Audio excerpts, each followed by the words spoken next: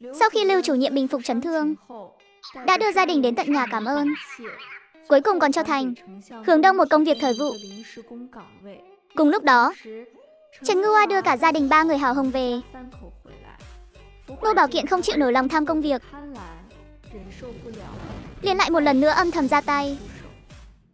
Bên Tam phòng động tĩnh lớn như vậy, dĩ nhiên không thể giấu được. Thành lão đầu và Thành lão thái ở sát vách. Nhà bên sao mà náo nhiệt thế không biết. Đứa nào đứa nấy cười tươi như Tết vậy.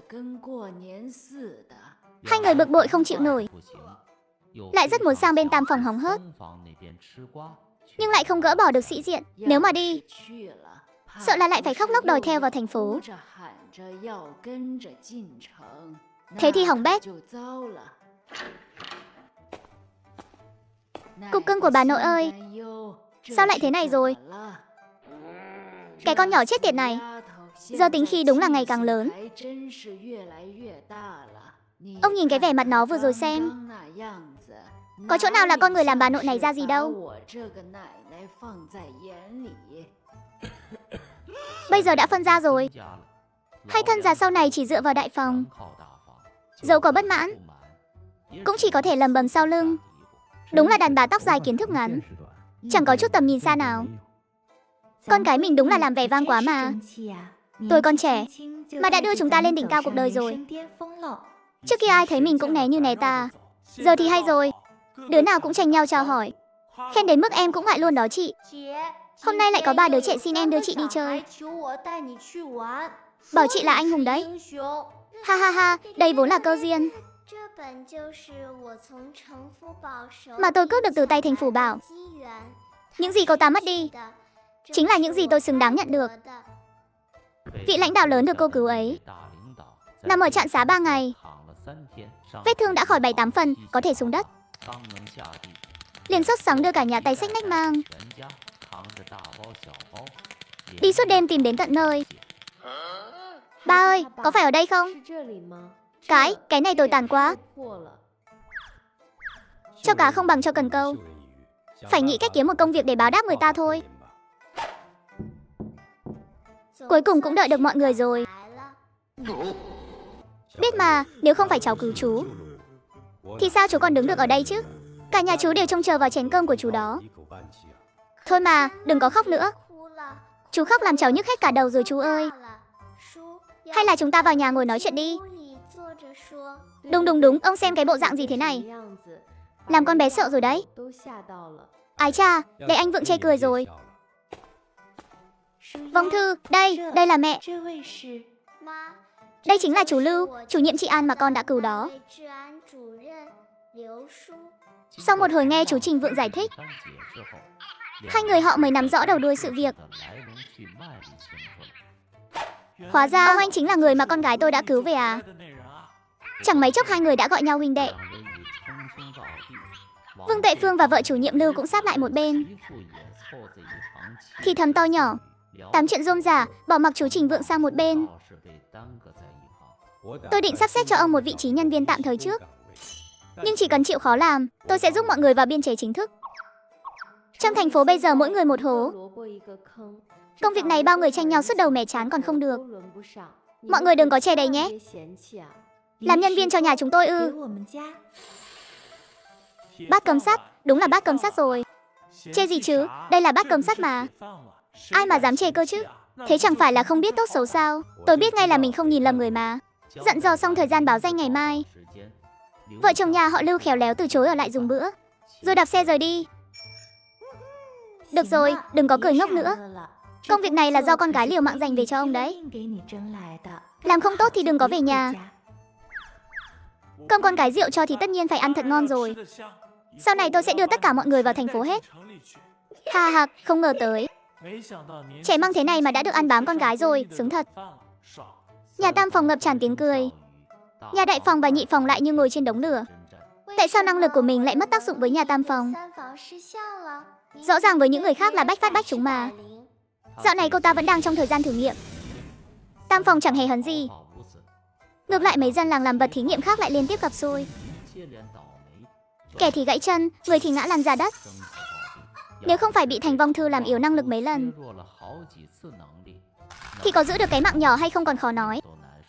Tại sao rõ ràng kiếp trước bách phát bách trúng, kiếp này lại chẳng thể gây ra chút sóng gió nào? Chẳng lẽ Thành Vong Thư thực sự có thể khắc chế mình? Giờ đây cả nhà đại phòng cứ bám theo Phúc Bảo hỏi chuyện công việc. Phúc Bảo rốt cuộc khi nào mới được lên thành phố?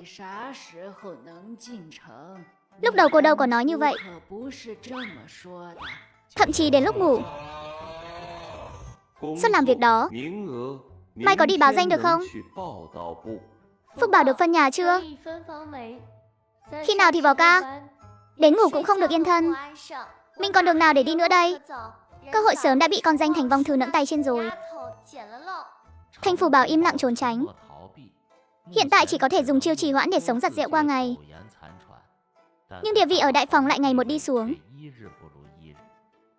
Cùng lúc đó, Ngưu Hoa vốn ở bên đại đội hàng xóm cũng dẫn theo Hào Hồng trở về.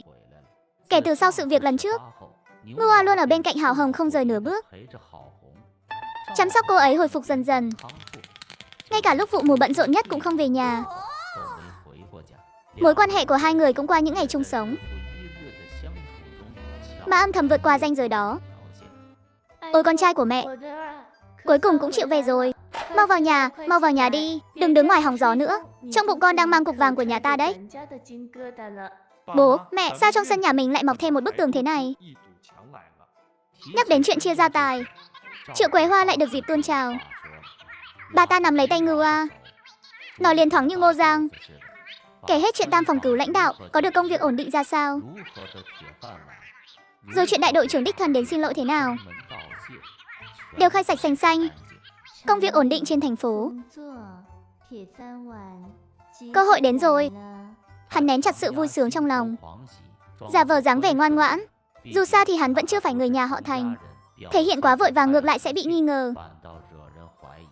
Con trai mẹ giỏi quá đi mất. Chẳng tốn lấy một xu mà cưới được cô vợ thanh niên trí thức từ thành phố. Lại còn có sẵn luôn, có cả con luôn rồi. Vậy hai đứa tính bao giờ thì mở tiệc đãi làng đây?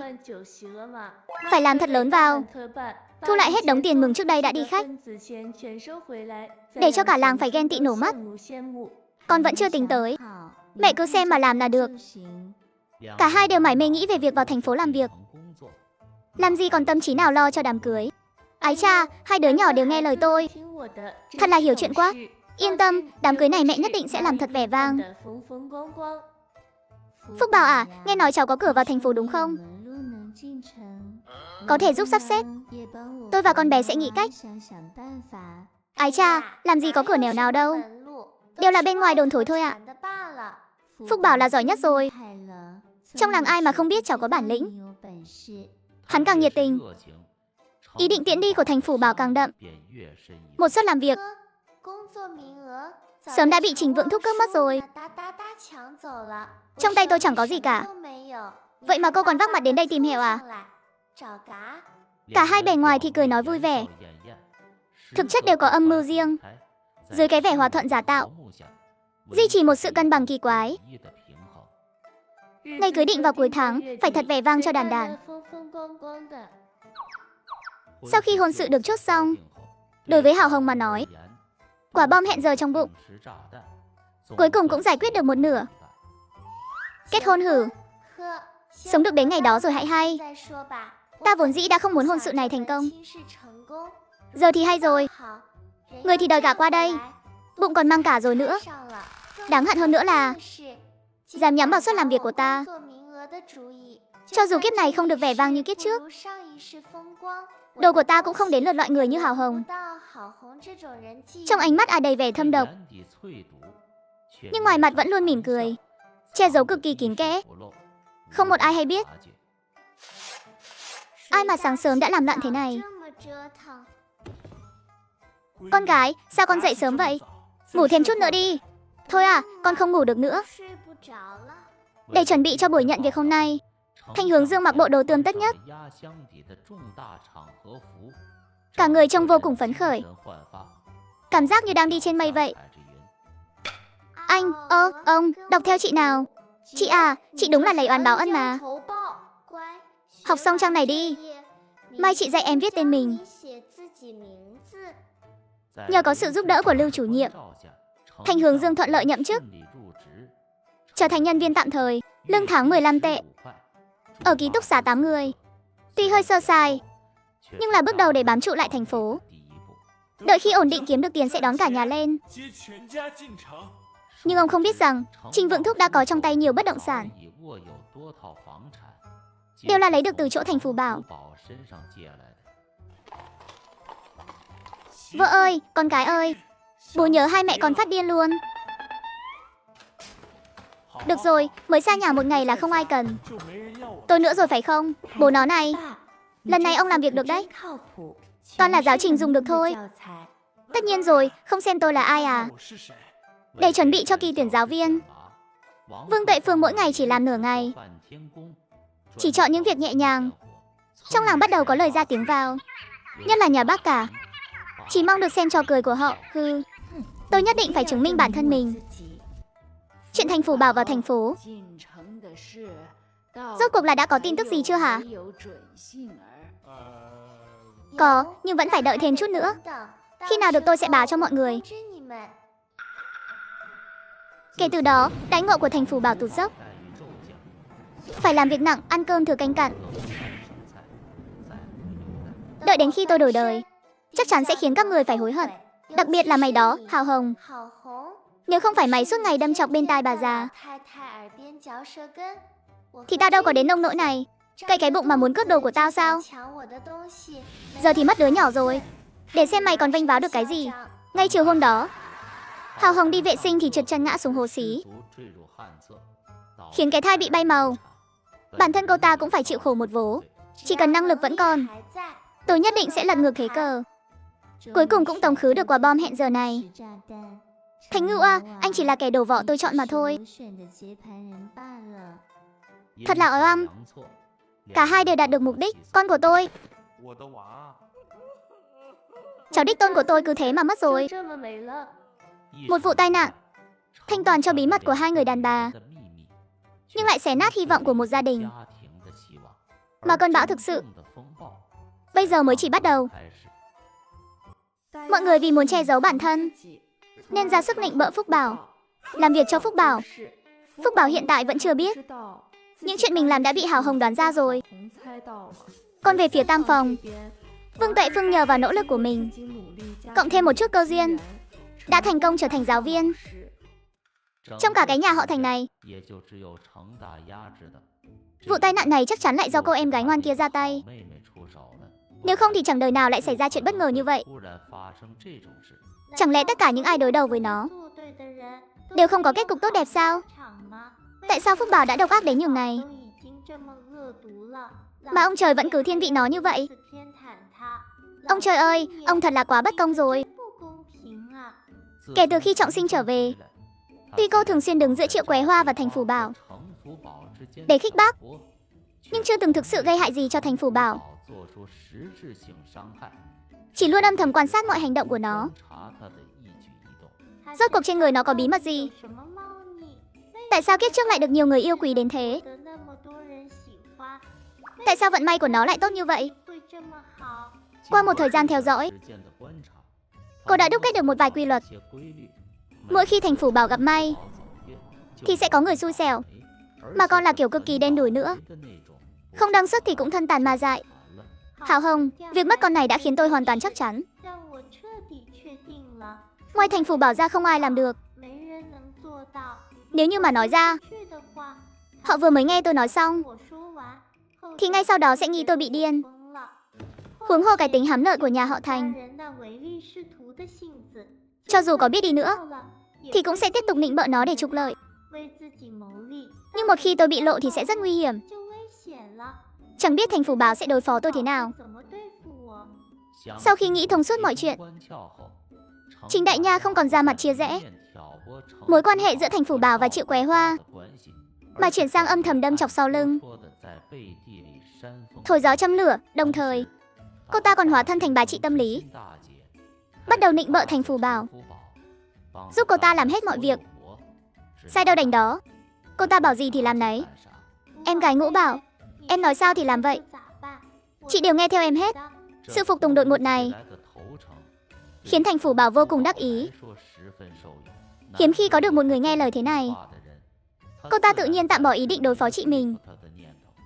Ít nhất là hiện tại thì chưa. Anh Ngưu à, đều tại em không tốt. Đang yên đang lành lại đòi đi vệ sinh chỗ đó. Nếu không con của chúng ta đã chẳng mất rồi.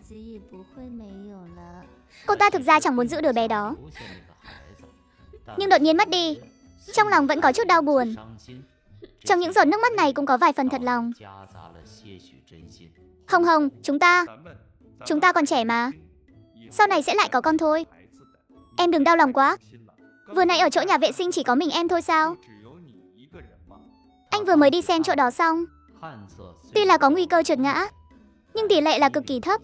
Nhưng dấu vết đó trông kiểu gì cũng không giống tai nạn. Lúc đó em vừa mới cởi thắt lưng ra, còn chưa kịp ngồi xuống nữa, tấm ván đang đạp bỗng nhiên bị gãy. Tôi cứ thế mà ngã nhào xuống. Nhà họ Thành dùng bao năm không sao. Tôi vừa bước lên đã gãy ngay. Thật sự quá vô lý. Nếu không phải có canh đào ở đó, liệu tôi có còn lành lặn nằm đây không? Lúc đó em là không chỉ mất đứa nhỏ, mà là một xác hái mạng luôn rồi. Là kẻ nào muốn hãm hại tôi.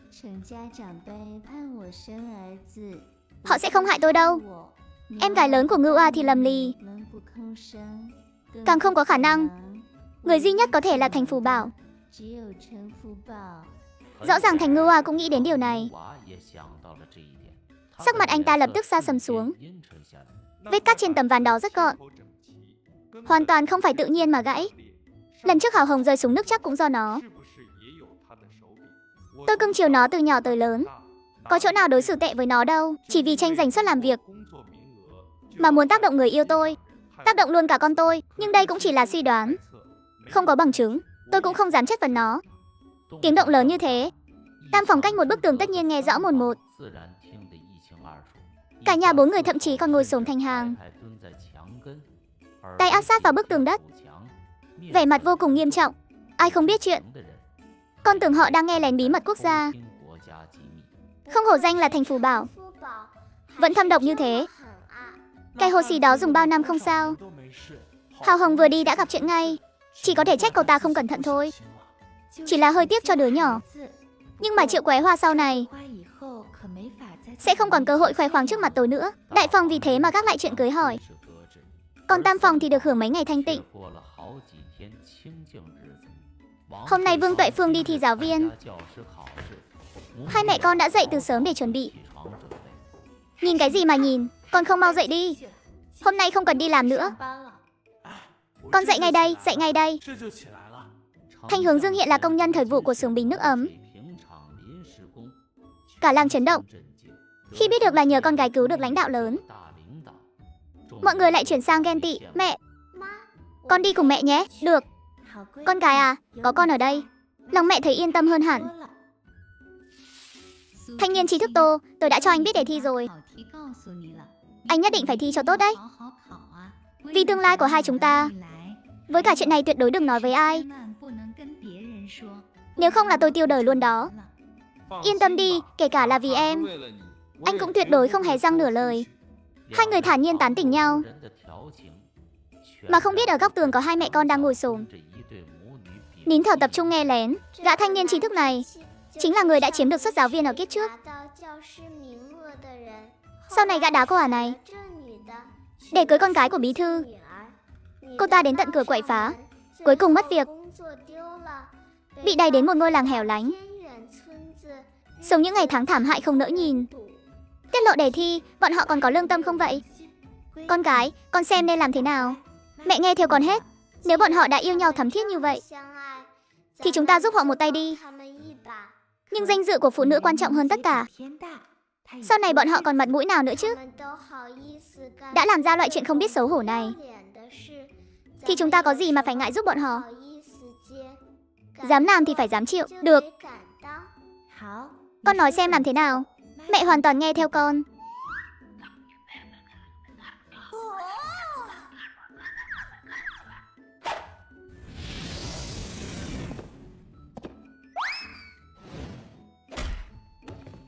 Đãi ngộ vốn chỉ dành riêng cho Thành Phúc Bảo, cũng coi như để hai người các người tận hưởng một phen.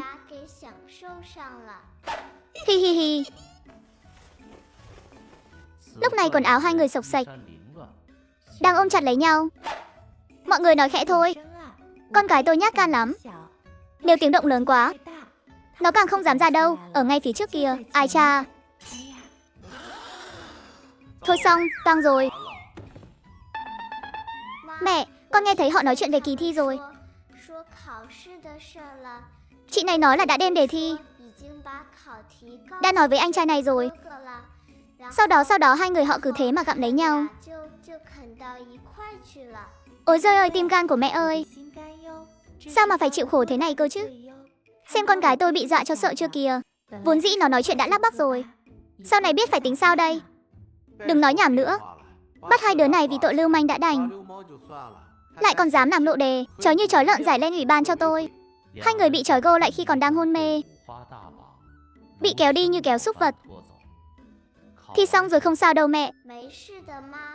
Dù lần này không đỗ, nhưng lần sau trường nhất định sẽ tuyển tiếp. Cái con bé này nói hiêu nói vượn gì thế hả? Mẹ con ra tay một lần chấp hai luôn nhé. Làm gì có chuyện không đỗ được. Đỗ rồi, đỗ rồi. Vốn dĩ chỉ tuyển một người, anh thi đứng thứ hai, nhưng cô giáo kia lại xảy ra chuyện đó, nên trường tuyển thêm một người nữa. Thế là anh được nhận luôn. Vẫn may đến là nhờ những giọt mồ hôi khổ luyện đêm ngày.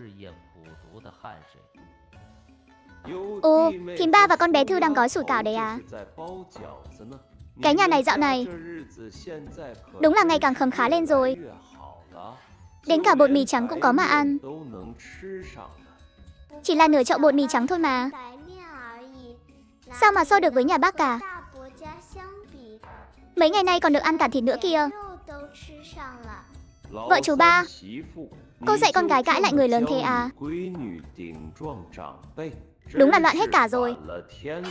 Bác cả, có chuyện gì thì bác nói thẳng đi. Con gái em thế này là tốt rồi. Nó chẳng cần phải sửa gì hết. Suy cho cùng đâu phải người lớn nào cũng tốt. Gặp loại không ra gì thì phải nói thế thôi, để người ta khỏi tưởng nó dễ bắt nạt. Vợ chú Ba này, cô xem bao nhiêu năm qua, anh chị đối xử với nhà cô cũng đâu có tệ. Giờ nhà cô có tiền đồ rồi, cũng phải dắt dìu chúng tôi một tay chứ. Cô xem, chú Ba giờ có việc ở thành phố rồi. Hay là cô nhường cái suất ở trường lại cho thằng Ngưu Oai đi. Con dâu à, sau này nó chắc chắn sẽ nhớ đến lòng tốt của cô, mà phụng dưỡng cô lúc tuổi già. Cả nhà đại phòng tính toán thật hay. Nhưng chẳng ngờ hai mẹ con đối diện đã sớm thấu rõ lòng người. Thanh Hướng Đông bị Triệu Quế Hoa xúi giục đến Tam Phòng để đòi xuất làm giáo viên. Kết quả bị Vương Tuệ Phương đánh cho một trận rồi hai nhà tuyệt giao. Phúc Bảo thì lén lút đi tìm Trình Vượng Thúc, chuẩn bị đưa lên núi, định để bọn buôn người bắt Trình Vượng Thúc đi. Khi Thanh Hướng Đông vừa dứt lời, sắc mặt Vương Tuệ Phương bên cạnh đã âm u như sắc nhỏ ra nước được rồi. Bà khinh, nói còn hay hơn hát nữa. Bà đây có phải không có con gái hay con trai đâu, cần gì đến một đứa cháu lo hậu sự cho tôi chứ. Hơn nữa con trai ông đức hạnh thế nào ông không biết à? Sau này có nuôi nổi hai vợ chồng ông không còn chưa biết, nói chi là một bà thím như tôi. Bà khinh. Ái cha, Thanh Hướng Đông mấy lần định dừng lại để lý luận, đều bị Vương Tuệ Phương dùng vũ lực trấn áp mạnh mẽ, không cho lấy một cơ hội để mở miệng. Vợ thằng Ba, cô còn không mau cất cái chổi đi. Cô xem cô bây giờ trông giống cái dạng gì hả? Nếu để thằng Ba biết được, coi chừng nó bỏ cô đấy. Rõ ràng là cô vợ thằng Ba này bình thường nhìn hiền lành thật thà, gặp ai cũng một điều thưa hai điều gửi. Sao cứ hay đến chỗ tôi là như biến thành người khác vậy? Hung thần ác sát, chẳng khác gì mấy mụ dạ xoa trên tường. Mau cút cho tôi. Sau này không có việc gì đừng có vắt xác đến nhà chúng tôi. Công việc này của tôi cho dù có vứt đi, cũng không để nhà các người hưởng lợi đâu. Mẹ bớt giận đi. Bác à, cháu gái à, hôm nay tôi coi như đã hoàn toàn được mở mang tầm mắt. Thế nào gọi là người không biết nhục thì thiên hạ vô địch. Đúng là phải nhờ phúc của bác đấy, hừ. Làm như ai thèm khát lắm không bằng. Sau này có muốn nhờ vả thì đừng hòng cầu xin đến cửa nhà tôi. Nếu không tôi đuổi hết đi. Bà khinh, sau này chưa biết ai cầu xin ai đâu. Suất này nó chỉ vừa mới có được thôi mà. Vừa mới cầm chưa nóng tay đã bị người ta nhòm mó rồi, chẳng cần đoán cũng biết. Cái trò xấu xa này chắc chắn là do Triệu Quế Hoa bày ra. Mẹ, bọn họ chính là thấy nhà mình sống tốt nên không chịu nổi, cố tình đến để làm mình trướng mắt đấy. Họ càng như vậy chúng ta càng phải sống thật tốt, cho bọn họ tức bay màu luôn. Anh ấy đương nhiên sẽ không bỏ qua như vậy. Chỉ là việc cấp bách trước mắt là phải dỗ dành Vương Tuệ Phương cho ổn đã. Còn nợ nần bên phía đại phòng, anh ấy sẽ từ từ tính sổ sau. Ai mà ngờ anh còn chưa kịp tìm đại phòng tính sổ, Phúc Bảo đã chủ động tìm đến anh trước. Thúc à, cháu có việc muốn nhờ Thúc giúp một tay. Thúc có thể cùng cháu ra núi sau một chuyến không? Quan hệ của họ tốt lên từ bao giờ thế nhỉ? Lại còn có thể đi cùng cô ta ra núi sau. Anh cảm thấy Thành Phủ Bảo chắc chắn vẫn chưa biết chuyện Thành Hướng Đông vừa mới đến tìm. Được thôi, chị Phúc Bảo, vậy giờ chúng ta đi luôn đi. Thành Phủ Bảo nén lại sự nghi ngờ trong lòng, dẫn Thành Vượng Thúc đi về phía con đường nhỏ núi sau. Mà trong lòng Thành Vượng Thúc sớm đã có dự tính.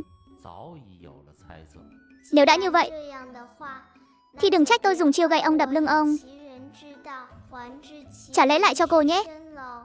Trong tiểu thuyết Đại đội Ngưu Vĩ Ba gần đây có một băng buôn người ẩn náu, đã bắt đi rất nhiều trẻ con, mà Thành Phủ Bảo chính là người đầu tiên phát hiện nhưng cố tình che giấu, chỉ để mưu cầu danh tiếng. Thúc à, Thúc đứng đây đợi chút nhé. Chị đi lấy chút đồ, sẽ quay lại ngay thôi. Thúc tuyệt đối đừng có chạy lung tung đấy nhé. Được rồi, cháu biết rồi.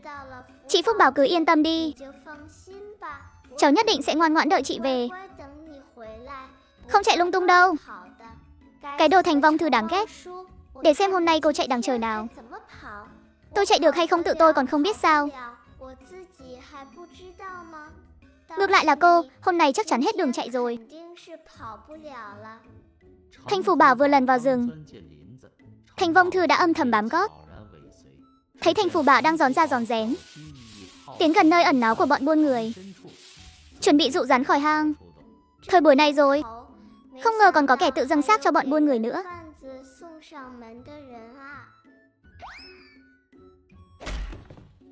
Chiêu trò không cần nhiều, miễn là hiệu quả.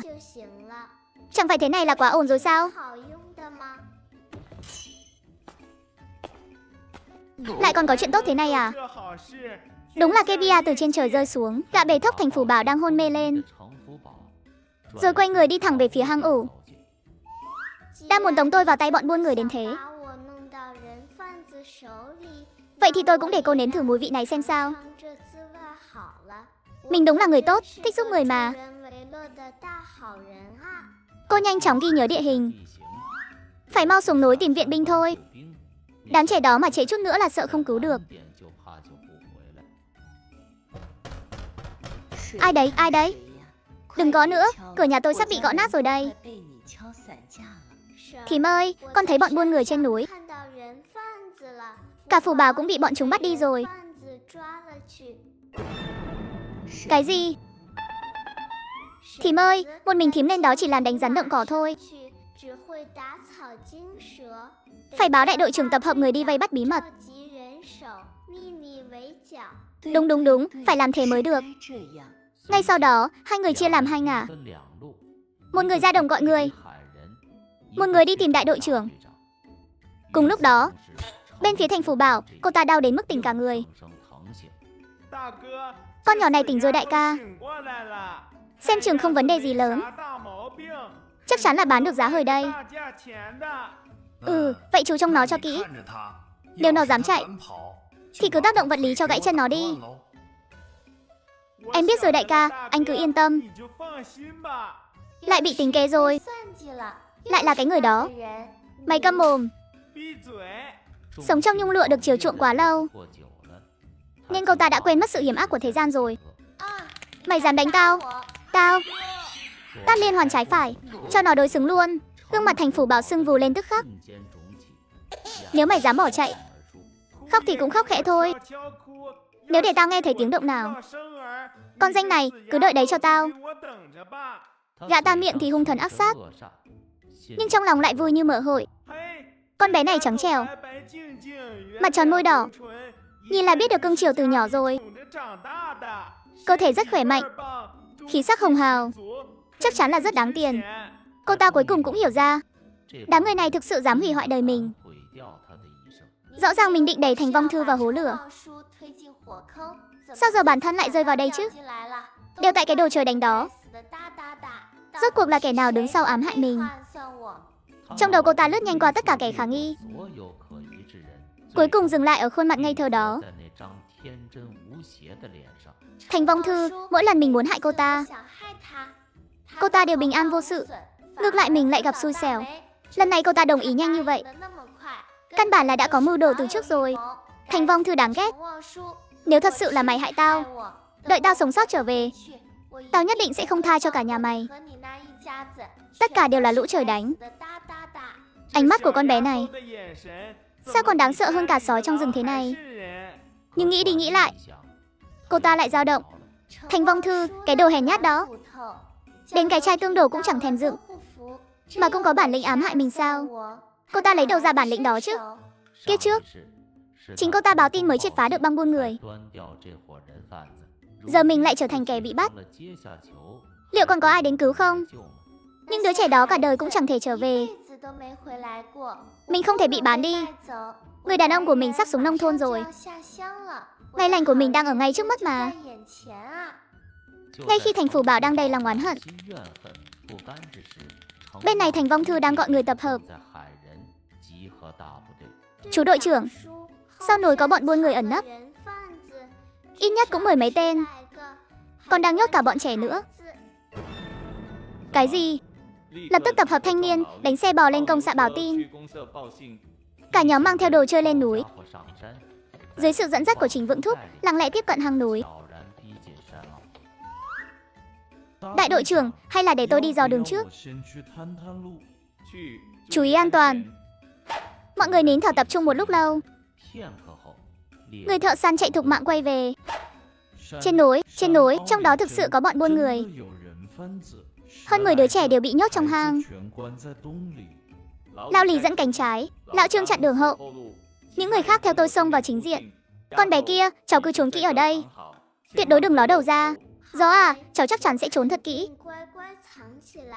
Đợi mọi người tóm hết người rồi cháu mới ra. Cô tìm một bụi rậm kín đáo rồi nằm xuống, gác chân chữ ngũ, nhìn quả táo lớn lấy ra từ không gian, ăn một cách ngon lành. Bỗng thấy một kẻ vừa lăn vừa bò chạy trốn. Giày cũng rơi mất. Thành Vong Thư nhèo mắt, vào lấy một cây gậy gỗ thô. Thiên đường có lối người không đi, địa ngục không cửa lại xông vào.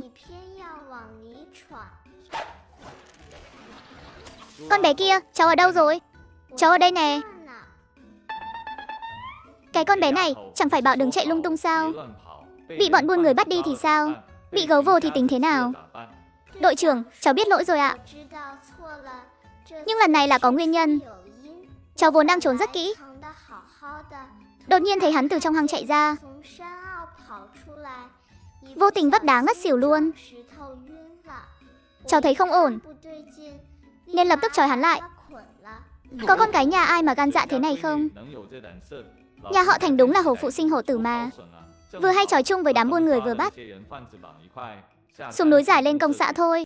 Trận này đại đội đuôi bò không có thương vong,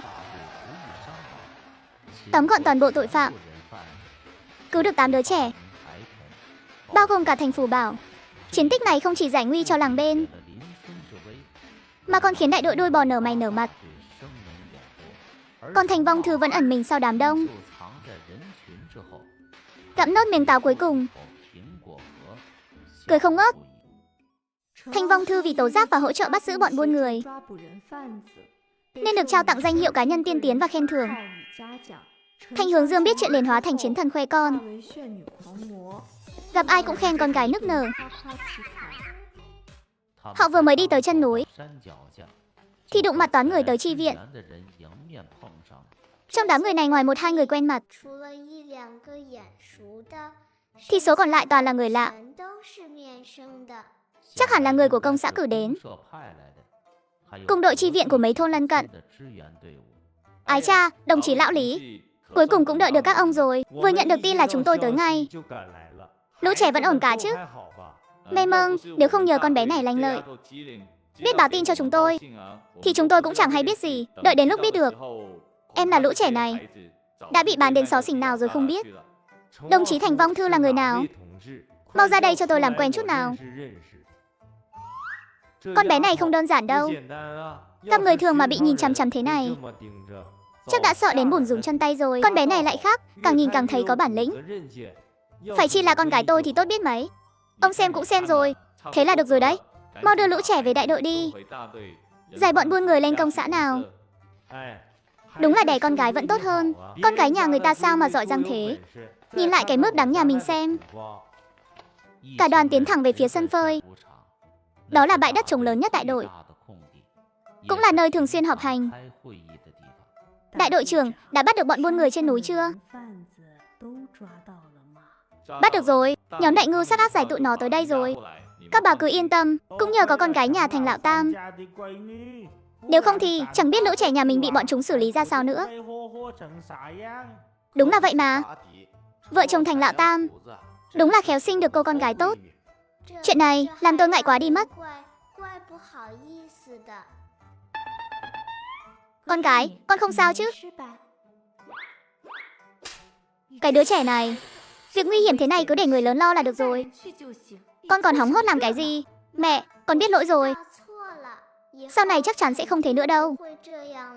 Mẹ đừng giận mà. Mày còn dám có lần sau à? Chỉ một lần này thôi đã suýt làm bà đây đang xuất vì sợ rồi. Cái tôi của con lớn quá rồi, không dạy bảo lại thì sớm muộn gì cũng tự hại mình thôi. Vâng, chắc chắn không có lần sau đâu ạ. Tốt nhất là như vậy.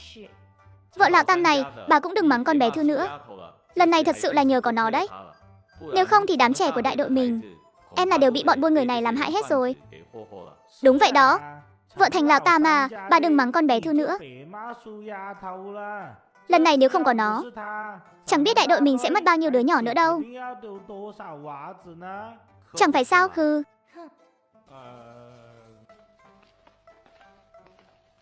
Ái cha, đây chẳng phải Đường tỷ sao? Mà chị bị sao thế kia? Không phải là bị bọn buôn người tác động vật lý đấy chứ? Nghe nói là cô phát hiện ra bọn buôn người rồi dẫn người lên núi bắt chúng. Thật sự là nhờ có cô rồi. Không cần khách khí, không cần khách khí. Ai bảo chúng ta là người một nhà cơ chứ?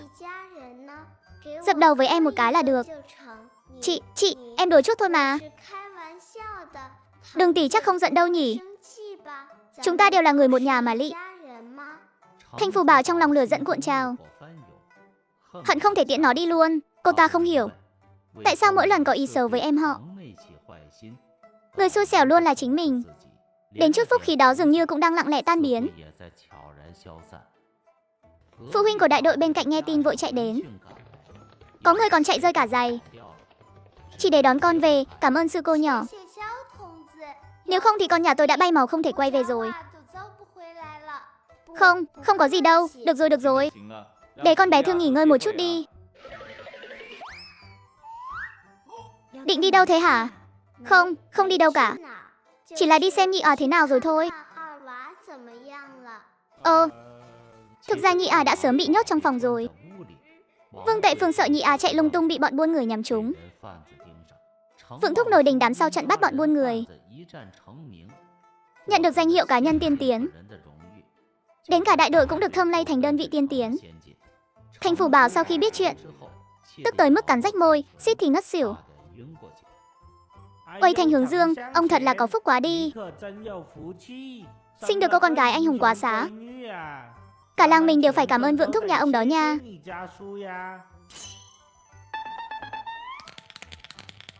Vợ ơi, nhà mình có chuyện gì thế? Có ai bắt nạt mọi người à? Không ai bắt nạt tụi em hết. Mọi người đang cảm ơn con gái mình đó. Con bé vừa bắt được bọn buôn người, còn được bầu là cá nhân tiên tiến nữa kìa. Cái gì? Con gái tôi bắt bọn buôn người à? Con bé không bị thương chứ? Không sứt mẻ miếng nào hết. Em cũng đã mắng con một trận rồi. Nó hứa là không tái phạm nữa. Bà đừng có mắng con nữa mà. Con làm việc tốt mà. Trời đất ơi, con gái tôi sao mà giỏi quá vậy nè. Giây tiếp theo, Thành hướng Dương phi như bay ra cửa, bắt đầu chuyến diễu hành khoe con gái. Ông biết gì chưa? Bọn buôn người đó là do con gái tôi phát hiện đấy.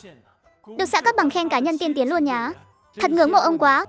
Tôi mà có đứa con gái như thế, nằm mơ cũng cười tỉnh. Con gái, để ba nhìn kỹ con xem nào. Buông con ra coi, hừ. Ba xúc động quá thôi mà. Đừng giận ba nha. Xem nè, cho con bút chì với vở mới đây. Cho Nhi cuốn truyện tranh này. Con của mẹ là hộp kem dưỡng da nhé. Chỗ tiền còn lại ở đây hết, con cất kỹ đi. Ở trên thành phố cũng cần tiêu tiền. Chỗ này con giữ lấy mà dùng, nhớ tiết kiệm đấy. Không là ba xử lý cái mông con đó, đừng tiêu bừa.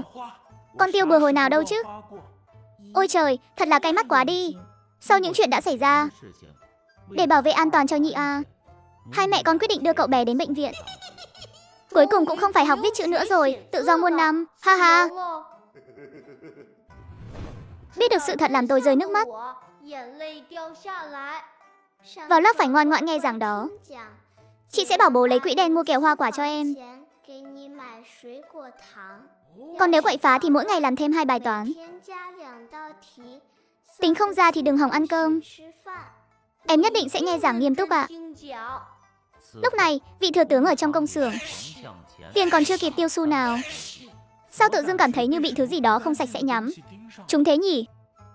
Lớp 1 lớp 2 còn gom được ít người đi học.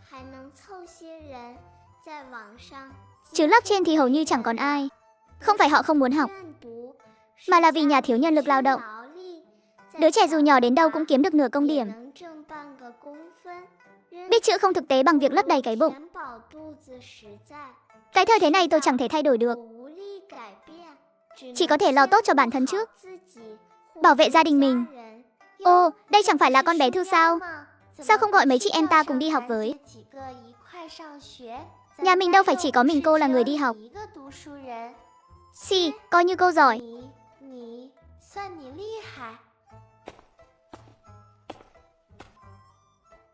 Lạ thật, đúng là lạ thật. Đại Nha và Phúc Bảo không phải là kẻ thù không đội trời chung sao? Sao giờ lại như hình với bóng thế kia? Chẳng lẽ lại có âm mưu gì khác? Không có tiếng chuông điện, chỉ có một cái chậu sắt. Nhưng bọn trẻ vừa nghe thấy đã lập tức chạy về. Lớp học hôm nay chúng ta dùng que tính học cộng trừ nhé. Vừa chơi vừa tính nào. Nào, 3 que gỗ cộng thêm 2 que là bao nhiêu? Lũ trẻ thông qua việc vừa chơi vừa học. Thật là độc lạ. Tiết học của bà ấy không ngờ lại trở thành lớp học được yêu thích nhất trường.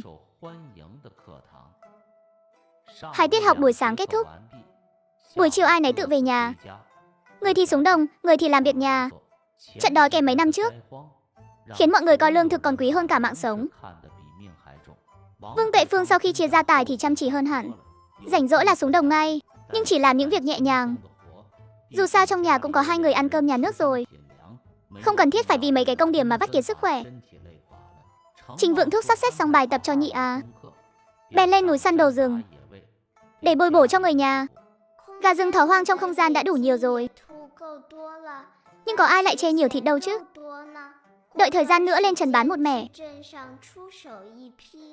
nhưng không mạo hiểm đi chợ đen nữa. Dù sao giờ cũng không thiếu tiền. Không thì cướp của thành phủ Bảo còn phát nhanh hơn, mà còn chỉ có nhiều hơn chứ không ít. Ở một diễn biến khác, thành phủ Bảo âm thầm kích hoạt khế ước đã chiếm đoạt được. Âm thầm cầu nguyện nam chính mau đến giải cứu cô ta khỏi cảnh nước sôi lửa bỏng.